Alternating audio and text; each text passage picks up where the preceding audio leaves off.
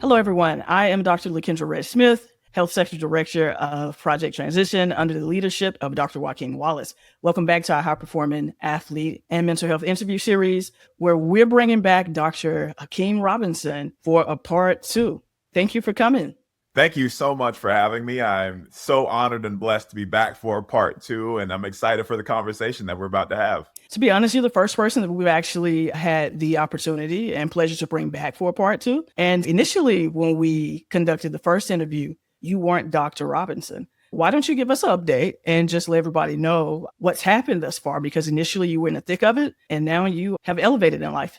Thank you so much. Yes, the first time I was not Dr. Robinson. I was PhD student. I want to get this dissertation finished. 4 a.m. writing, stressed out, crying, trying to figure out. All of those things were mixed into one as I'm trying to continue to navigate my own mental well-being in that whole journey. And I love how you said climbing myself up to this new mountain, because it was a climb, but by the grace of God, supportive wife, and my continual growing daughter, they've supported me. She slept when she needed to be asleep. And here we are, walked across the stage in December with a doctorate in organizational leadership from Southeastern University. And it truly is a blessing. I am honored to be at this mountaintop that you can say, to now be like, what's next? If you don't mind, give us a little insight into your dissertation and your research. My dissertation, I'm going to tell everybody the truth. I believe a lot of people that go into a dissertation go in saying, this is what I want to do. This is what I want to study. I had no idea. I didn't know what I wanted to do.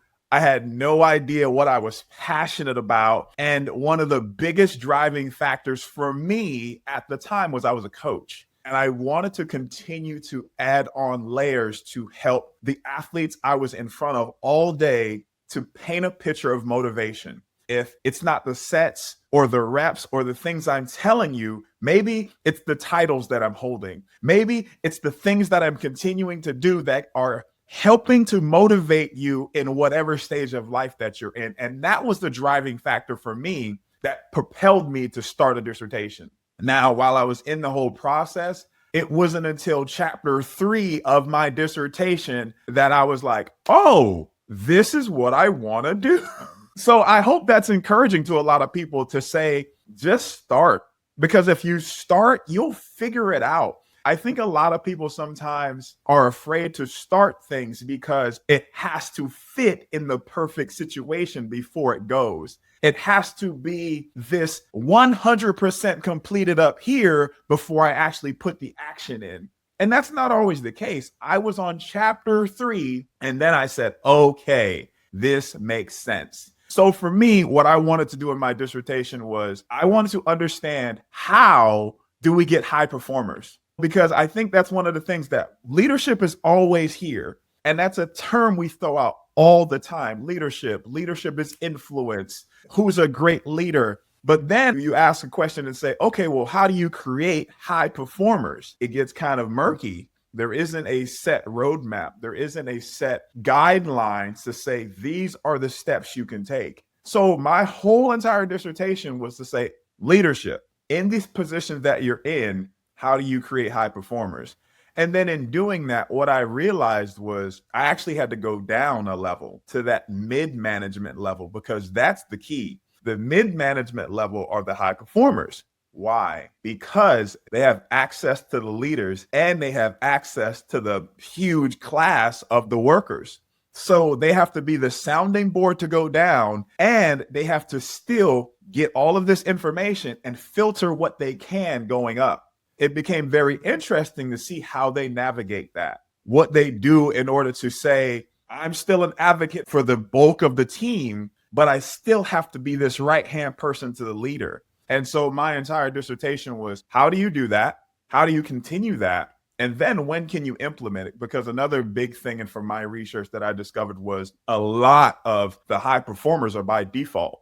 We get lucky. And a lot of people don't say that. We just really get lucky. We hire a group of 10. Out of the 10, One of them strikes gold for us, and we really like that. But we end up losing 9. So I really try to say, here's how you can continue to develop those 10 people throughout their entire process of working throughout the organization and not lose them, and actually continue to find out what are their gifts and put them in areas where they can continue to excel. So what was the thing that surprised you most about your research, or at least the results? One of the biggest things that surprised me the most about it was we spend a lot of time in the introduction, the orientation. When we get members to our team, that's when we invest millions upon millions of dollars into saying, here's how we do things. Here's our culture. Here's our policies. Here's our rules and regulations.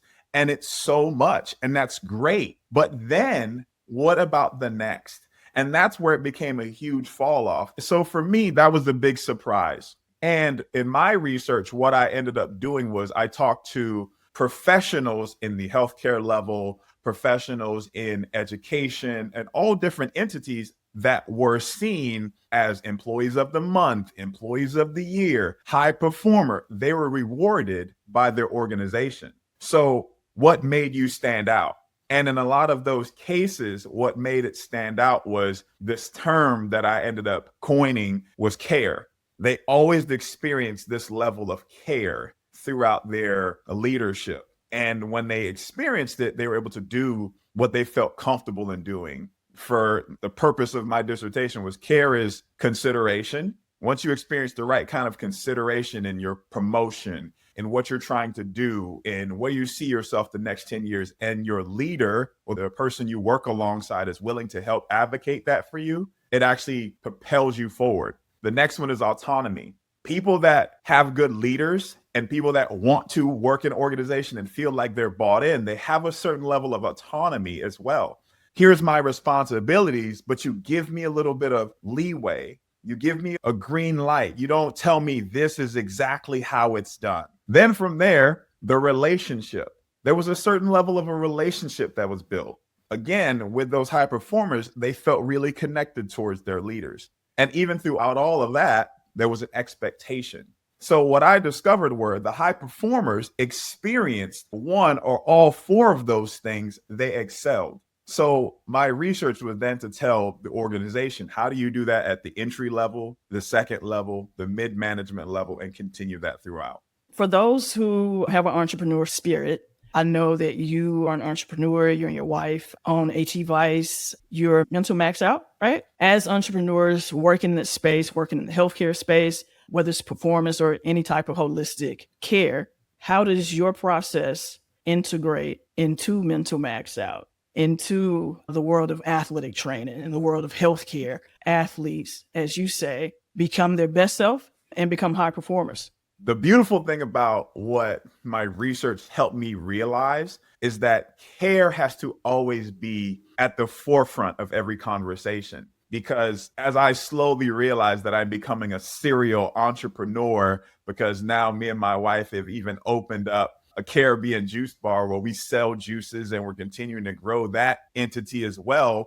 Every one of our endeavors and every one of our conversations, whether that between me and her as partners, husband and wife, as business people, there always has to be this level of care. Here's what I want to do. And then she'll be like, well, here's what I want to do. Right then and there's a level of consideration. Okay, this is what I want to do, but what am I really good at? I'm very creative. And she's very structurally sound. She needs to see how it looks. She needs to put together the numbers. So it would derail the plan if I was to come at her and say, I want to be the numbers person, or this was my idea, so I want to be the one in charge of that. So now here comes the autonomy. She tells me an idea, but she lets me create it. I tell her some ideas. I let her create it. So we have a certain level of autonomy that has to go in of what are we really good at? And then we allow that person to excel there while still maintaining our relationship. Because yes, we're in business with each other, but she's my wife and I love her. So I have to continue to have a loving spirit in who she is.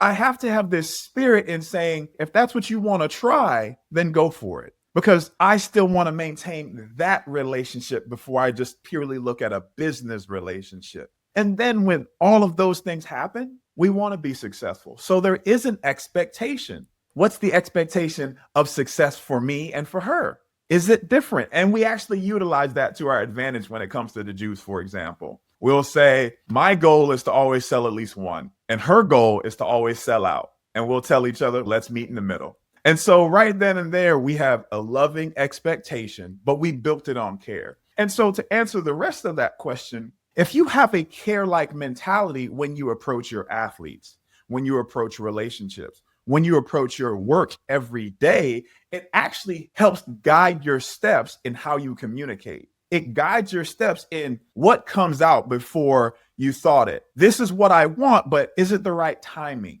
This is the position I see myself, but am I in the right space to make that happen? And so you go through these necessary steps, and it doesn't have to be CARE. It can be different. The expectations, are they being met first? Do I know what my expectations are? Okay, now that I know what my expectations are, who do I need to build that relationship with in order to make that happen? It's been really fun for me to go through this journey of a dissertation, not know what I was going to do, but find a passion that was within me to now say, this is who I am as a person. And it actually is a way for me to express myself and help others hopefully express themselves in ways that they found to be difficult.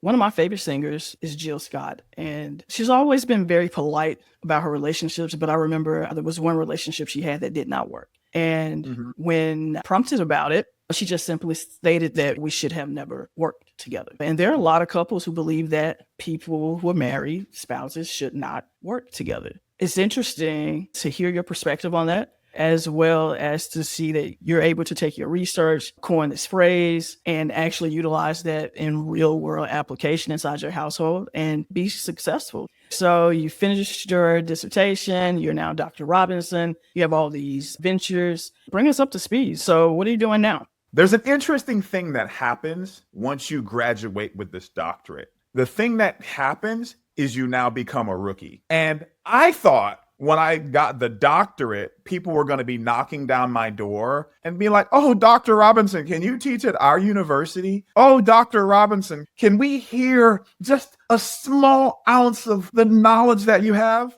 And that didn't happen. You became a rookie. But the beautiful thing about that is now I'm getting this opportunity to say, I've spent the last 2.5 years messing and molding this dissertation to say something, but how do I master that? How do I continue to craft that? One of the greatest things that I heard before I started my PhD was one of the professors told me, getting a doctorate just means you're an expert at 1%. It's up to you to continue to expand your knowledge on that 1% and to share it with the world. I think a lot of people might get it, but then they just stop. They get the baton, the congratulations, they walk across the stage. And don't get me wrong, if you do it, congratulations. It is an experience and it is tough. But what are you doing with that 1% in order to continue to master it and dive into it that potentially you get to share it to the world? And so that's where I'm at right now. I'm in this space where I'm continuing to work and meld and just hammer out the finer details of what I've spent so much time looking at, what I've spent so much of my interest and hobbies and said, this is where it's going to go. I'm going to sacrifice all these things I like, and this is where it's going to go. Now, can you give it to us in an hour? Can you take all 170 pages and can you give me that in 30 seconds? And I'm working on that. So that's one aspect of what I'm doing on a dissertation end. On another end, I'm continuing to put myself out there because another thing I've learned in this entire process is I want to be great. And if somebody asks me, what do you want to be great at? I'm just like, I leave it blank. I just want to be great. But in order for you to be great, you have to be good. And in order for you to be good, are you willing to be bad? And that's the thing people don't understand. Like, you can't get to these levels until you continue to put yourself out there. So for me, I've been putting myself out there and wanting to speak at all different kinds of conferences. In the beginning, it was purely mental health. It was purely thinking and how to be and behavioral. Now I'm like, I want to speak to the engineers. I want to speak to the architectural people. I want to speak to the interior design because that's going to help me continue to work my 1% to speak to people and help them understand because everybody's dealing with something. It's not just this one area over here. Everybody's got something, and I want to be great. So, do I want to put myself out there? And that's one of the other things that I'm doing. Another thing I've been doing is a lot of work at church. It's funny how God listens to you, and what works in your mind, God's like, that's not how it's going to look. Because when I said I wanted to speak and I was being very self-centered of, I want to speak in front of thousands of people, he was like, I'm not going to let you speak in front of thousands of people until you speak in front of my people. Until you're willing to speak at church, then you're not going to speak anywhere. And so for me, now I've been speaking at church in a very humbling spot. I open church. Hi, everybody. So happy for you to be here. Welcome. And then I speak at the end of church. Hope you had an amazing time. Hope this was an amazing message. It has nothing to do with me. And you have 5 minutes to bring someone closer to Jesus, bring someone closer to a message that hopefully they feel, or just let them know that they can build a relationship. And that was my first speaking opportunity before I even got others. So that's what I've been doing. And like I said earlier, been doing a lot of this serial entrepreneur. I want to be great. Okay. So what more can you do? And for me, it's a lot of more in this area, more in serving, more in being creative in my juice. It's been actually really fun, exhausting, but fun. So I've noticed that, of course, since you have more time, your social media presence, all those things are picking up. For those people who have limited resources, they don't have a team behind them, what advice would you give them as an entrepreneur who is trying to bolster their online presence?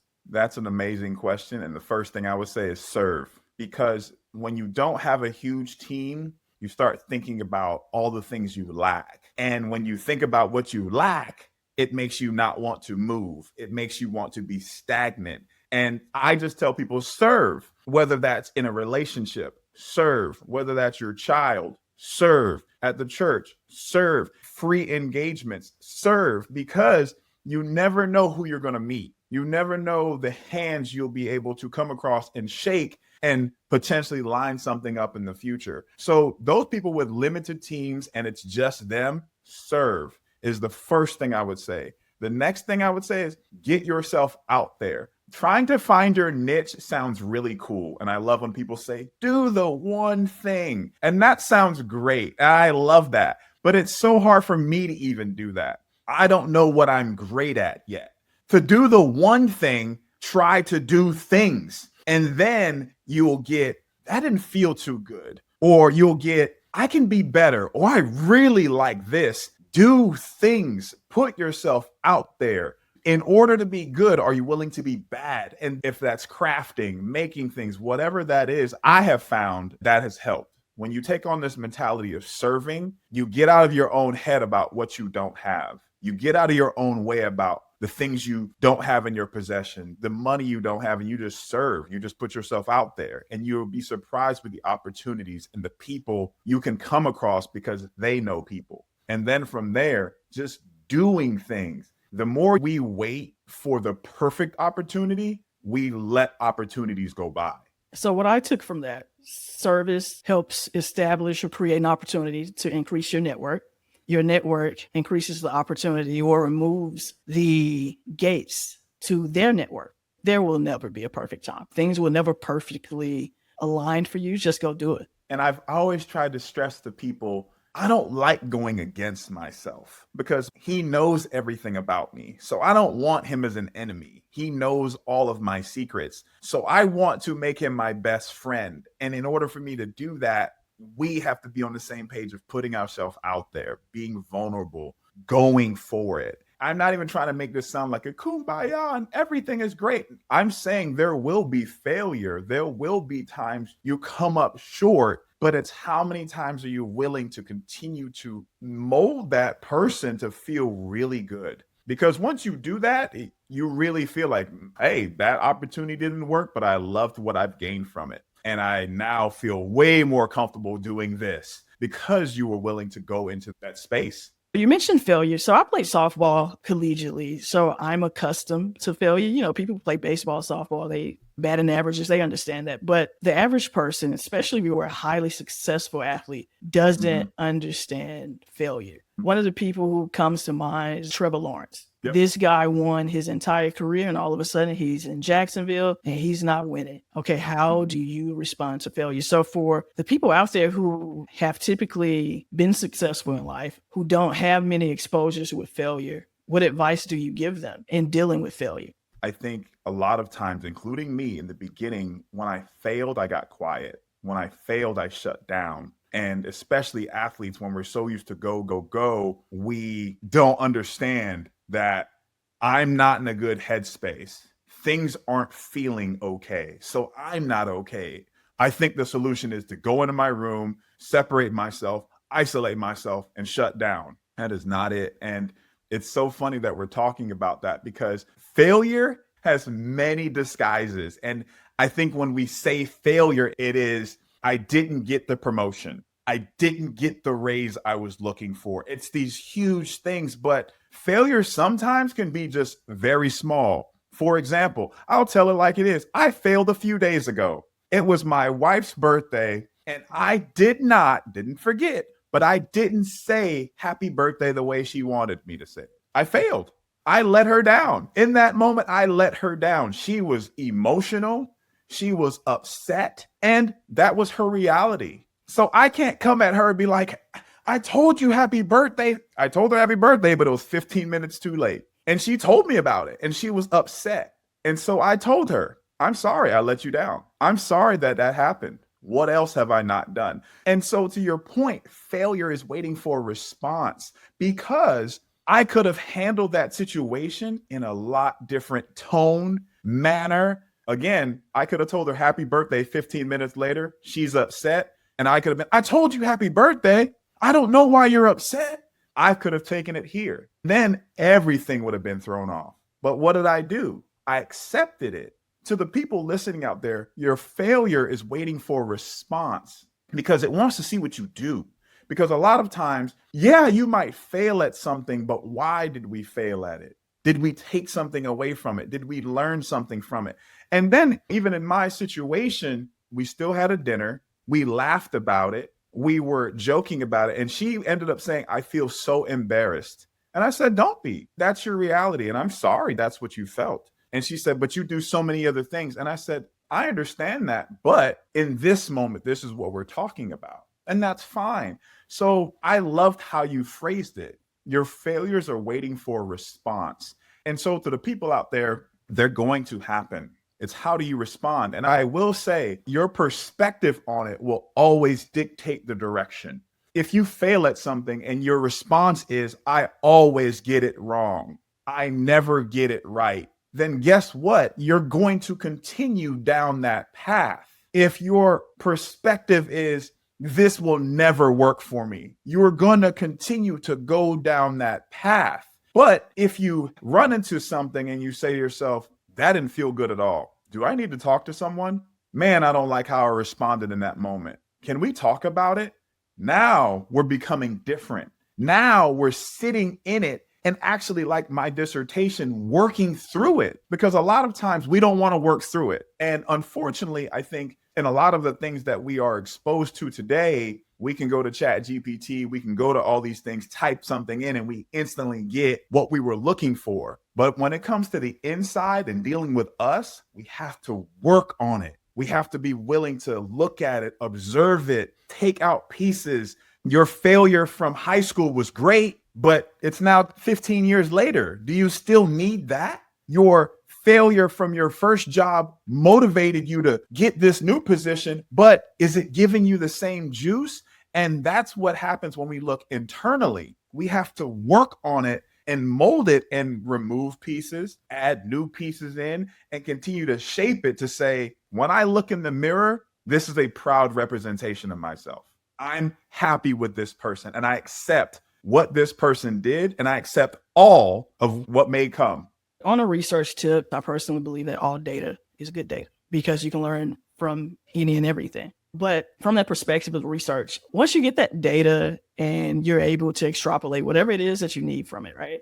Now, all of a sudden, there's some feedback. What do we do with it? One of the biggest problems that I notice is people are not receptive to feedback. And I believe that's the case because to be receptive to feedback, you really have to be willing to hold yourself accountable. So let's talk about that. I know you got it earlier in what you were saying, but if you had to make it plain. If it's coming from a different person, understand that's their reality. And when it comes to accountability, the reason why we struggle with it sometimes is because we're trying to accept the logic and accept it through our lens. When it's coming from someone else, most of the time, it won't make sense because you're not that person. So in a lot of situations, it might be illogical, but that's okay. That's their reality. What I've discovered is take it. And I know what I'm saying to you. A lot of people are going to be like, I ain't doing that. I'm telling you, take it and tell the person, thank you so much for the feedback. Thank you so much. Or I'm sorry.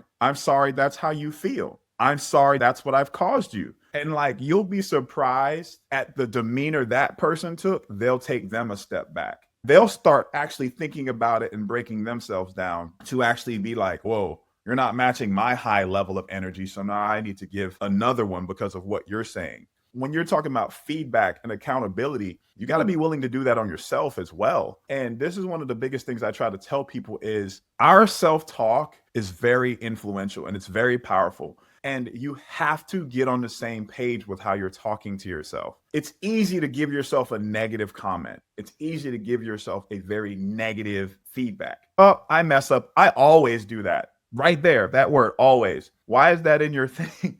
Or I'll never get it right. Why? Why are you using these strong, definitive words to describe yourself? And then you're saying it so passively, but you probably always do that. One of the things I try to stress to people is pay attention to what you say when something doesn't go your way. What landmine words or what they call sabotage-like words are you putting in there that will keep you prisoner?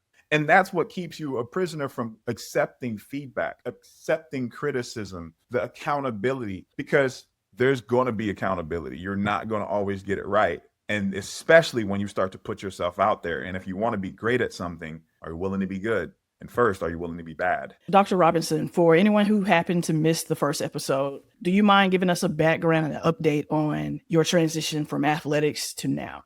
Absolutely. Thank you so much for asking. It says Dr. Robinson on my name, but I didn't always start off like that. I was Akeem Robinson, and I was just like any other athlete. I had an ability and I wanted to get out of a terrible situation that I was in. And I said to myself, how can I make it happen? And my athletic ability got me a chance to play at Clemson University. I was so honored and blessed to do that. But I think one of the things that people don't talk about a lot of times is even in my state of this is amazing, this is great, I had some huge mental problems. I had some huge mental issues because at my time there, I spent 5 years, I had 5 surgeries. And throughout those 5 surgeries, I was on suicide watch and I had serious doubt about who I was as a person. And I plugged all of my identity in what can I do on Saturdays? And that was the only identifier. I couldn't tell you anything else. And so from that, I'm shocked that I'm here today. But I'm honored that I'm here today because that started and propelled me into a place where I didn't want other people to feel like that's all they are. That's all they contribute. So I went into coaching, spent 12 years there, where I've taught tons of athletes from Division I to Division III and even NAIA level. And even from that to working at high schools. So I've always wanted to change how people view themselves, how people think about themselves. Sports are a tool, but that's not your only identifier of who you are and what you contribute. So do you by chance have any projects or anything upcoming?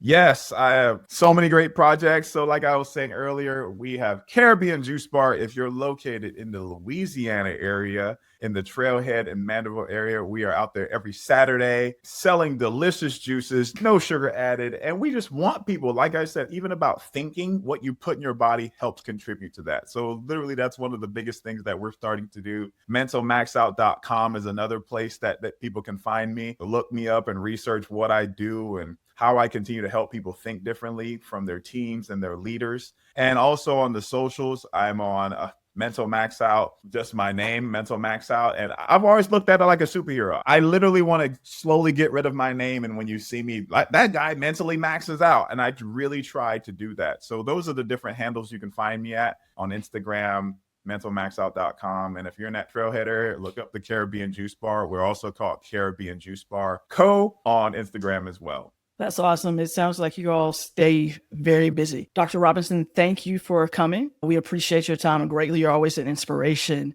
to myself, and I'm quite sure you're an inspiration to our listeners. Be sure to follow him on his social media handles, the ones that he just previously mentioned. Be sure to follow Project Transition on YouTube, LinkedIn, Instagram, and Facebook. You can check us out at our website at ptransition.org. Again, I'm Dr. Lakendra Smith, the Health Sector Director of Project Transition under the direction of Dr. Joaquin Wallace. And I want to thank you all for listening and joining us today. Thank you so much for having me.